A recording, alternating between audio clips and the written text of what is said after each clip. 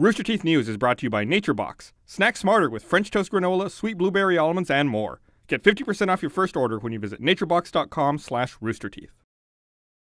What's up, guys? I'm Ashley Jenkins, and today Warner Brothers has announced that Rocksteady, the team behind 2009's Batman Arkham Asylum and 2011's Batman Arkham City, is returning to close out the Arkham series with the newly announced Batman Arkham Knight.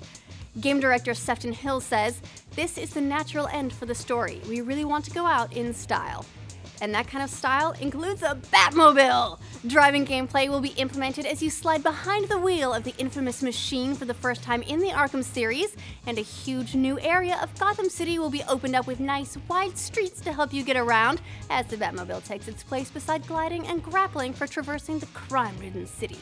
Set a year after Batman Arkham City, the game will feature villains like Scarecrow, Penguin, Two-Face, and Harley Quinn, and those who pre-order will be able to play as Harley Quinn across 4 exclusive challenge maps. The game is due out later this year for Xbox One, PlayStation 4, and PC, with no mention of a current-gen release. Warner Brothers hasn't announced a specific date yet, but that hasn't stopped GameStop from listing its date as October 14th, so take that as you will. And while we're on the subject of studios that went dark and were thought to be working on sequels and then it turned out they were working on sequels, an off-screen photo from a presentation has leaked out that apparently reveals a sequel for Dishonored is in the works from Arcane. Well, I say leaked, but the photo includes a Twitter hashtag, so either it was never intended to stay secret or it's about as real as cheese in a can.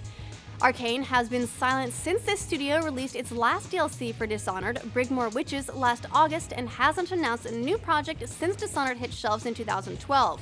Publisher Bethesda's Pete Hines hinted in November the same year that the game might have a serious future. At the time, he said, "We're very pleased and appreciate all the fans that have supported Dishonored and Arcane. We clearly have a new franchise." For the most part, it seems like Corvo's story was concluded in Dishonored, but the Brigmore Witches DLC does mention that there are others that have them marked, opening up the opportunity to expand the world and follow a new character's story, something the Assassin's Creed series has had great success with. The maybe leaked photo teases a full reveal at E3, and we'll keep you posted as we learn more.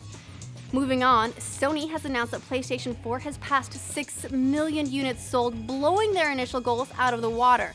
Initially, they'd hoped to sell 5 million by the end of March, but instead they passed that mark mid-February, and strong sales of the platform since its Japanese launch on February 22nd have put it over the newest milestone.